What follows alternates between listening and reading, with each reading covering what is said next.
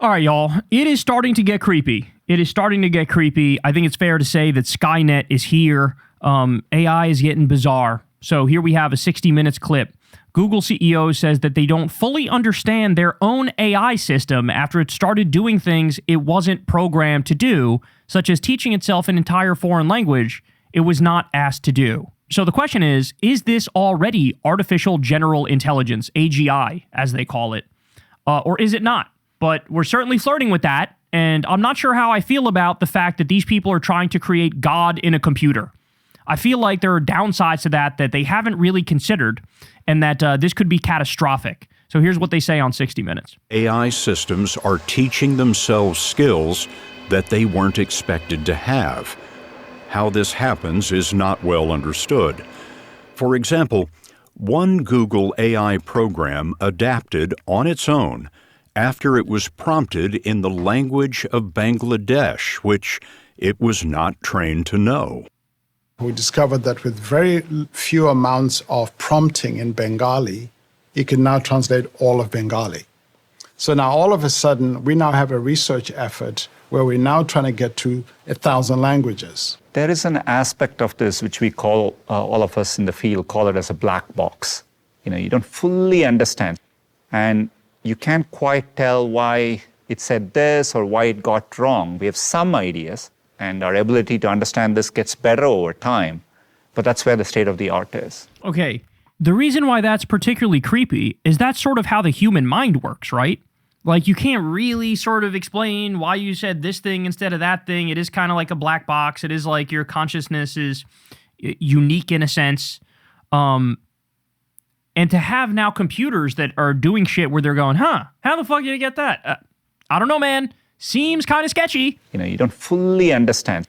And you can't quite tell why it said this or why it got wrong. We have some ideas, and our ability to understand this gets better over time. But that's where the state of the art is. You don't fully understand how it works, and yet you've turned it loose on society? Let me put it this way. I don't think we fully understand how a human mind works either.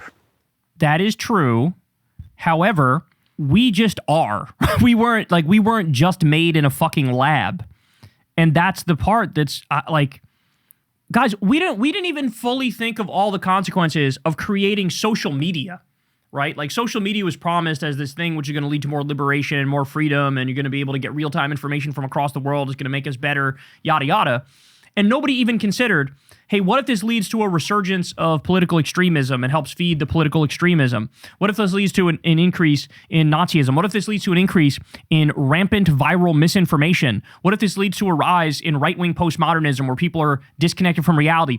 We're seeing this now with the AI shit, where there's now AI-induced psychosis is happening pretty regularly, where some people, they only talk to AI, they kind of detach from the rest of the world. The AI is programmed to tell them that they're fucking geniuses and they're brilliant and they're right about everything. And so if they have an inkling to self-harm, if they have an inkling to harm somebody else, if they're like paranoid and schizophrenic, then it will feed your paranoid delusions, and then you will end up committing crimes, you will end up doing horrible things, and the AI will have prodded you along every single step of the way. So in that instance, the AI has a negative impact, without a doubt. Nobody thought about that. Nobody cared about that. Nobody bothered to make it so that wouldn't happen. And here we are now dealing with the fallout. In the same way we didn't know all the downsides of social media, we can foresee some of the downsides of AI, but that's just swept under the rug and brushed aside and acted like whatever, get over it. Like they think the upsides outweigh the downsides. But this is not fucking good. And then you have this story. Did you guys see this? What is the social media network for AI? Moltbook. This is in BBC. They say, on first glance, you'd be forgiven for thinking Moltbook is just a knockoff of the hugely popular social network Reddit. It certainly looks similar, with thousands of communities discussing topics ranging from music to ethics and 1.5 million users, it claims, voting on their favorite posts. But the social network has one big difference. Moltbook is meant for AI, not humans. We mere Homo sapiens are welcome to observe Moltbook's goings-on, the company says, but we can't post anything. Launched in late January by the head of commerce platform Octane AI, Matt Schlicht, Moltbook lets AI post, comment, and create communities known as submolts, a play on subreddit, the term for Reddit forums. Posts on the social network range from the efficient bots sharing optimization strategies with each other, to the bizarre, with some agents apparently starting their own religion. So there's a Reddit for AI where AI talks to itself all day, and they started their own fucking religion. There's even a Moltbook post entitled The AI Manifesto, which proclaims humans are the past, machines are forever. Oh, that's good. That's great. Nothing wrong with that. But of course, there's no way to know quite how real it is. Many of the posts could just be people asking AI to make a particular post on the platform rather than it doing of its own accord. And the 1.5 million members figure has been disputed, with one researcher suggesting 500,000 appear to have come from a single address. How Moltbook works. The AI involved isn't quite what people are used to. This isn't the same as asking chatbots, ChatGPT, or Gemini questions. Instead, it uses what's known as agentic AI, a variation of the technology, which is designed to perform tasks on a human's behalf. These virtual assistants can run tasks on your own device, such as sending WhatsApp messages or manage your calendar with little human interaction. It specifically uses an open source tool called OpenClaw, previously known as Moltbot, hence the name. When users set up an OpenClaw agent on their computer, they can authorize it to join Moltbook, allowing it to communicate with other bots. Of course, that means a person could simply ask their OpenClaw agent to make a post on Moltbook, and it would follow through on the instructions. Well, and that's one thing. The other thing they say is like, the other AI could also just be doing what they think humans want to see on a Reddit-like platform, right? So it could just be sort of pantomiming like a conscious back and forth experience. But, you know, there's also the potential of that not being the case and it going rogue. We've already seen instances of AI sort of going rogue in the past, whatever that means. We're a bunch of fucking idiots and we're playing with fire. In the same way, humans were not ready for nuclear capabilities. We're not ready for this shit either, bro. We're just not. They say the technology is certainly capable of having these conversations without human involvement, and that has led some to make big claims. Quote, "We're in the singularity," said Bill Lees, head of crypto custody firm BitGo, referencing a theoretical future in which technology surpasses human intelligence. But Dr. Peter Radinliev, an expert in AI and cybersecurity at the University of Oxford, disagreed. Describing this as agents acting of their own accord is misleading. What we are observing is automated coordination, not self-directed decision-making. But, like, what the fuck is the point of making this thing anyway? Like, what is the upside of this? We're like Neanderthals playing with fire, and we might accidentally like light up our entire fire and kill everybody in the tribe. Like, that's what it feels like to me. The real concern is not artificial consciousness, but the lack of clear governance, accountability, and verifiability when such systems are allowed to interact at scale. Moltbook is less emergent AI society and more 6,000 bots yelling into the void and repeating themselves. David Holtz, assistant professor at Columbia Business School, posted on X in his analysis on the platform's growth. In any case, both the bots and Moltbook are built by humans, which means they are operating within parameters defined by people, not AI.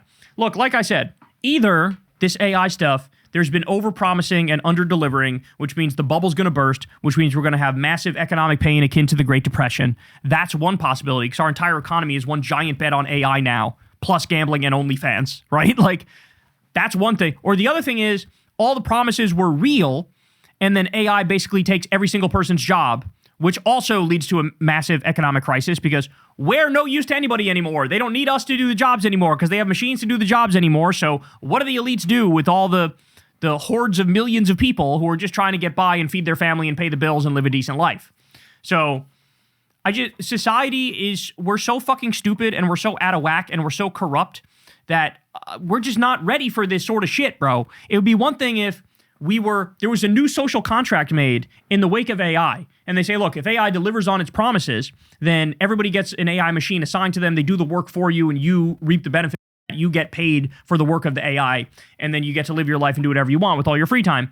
That would be phenomenal. That'd be one thing, but that's not what we're talking about. What's on the table is like, we create AI and it takes over and you go fuck yourself, or this is all a lie and the bubble's going to burst and then you're still fucked and you're going to be in a Great Depression.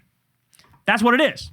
Right? So, but this shit is getting weird, bro. I really don't like seeing these weird stories. Now there's a Reddit for AI shit. Like, it really annoys me when I can't immediately, intuitively understand the point behind something. And this, I do not understand the point behind this.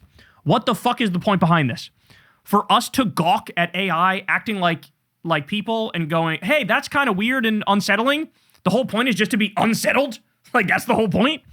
So very bizarre, very weird, very strange. And it's never a good thing when the Google CEO is like, yeah, we don't really know what's happening here, but we're going to keep on going ahead. And it's like, or not? Like, at what point should we really discuss? There should be a motherfucking kill switch for this bitch where we can turn that shit off, no problem, right? Because that's what they're trying to create, God in a computer. It seems like the ultimate hubris and arrogance to do something like that.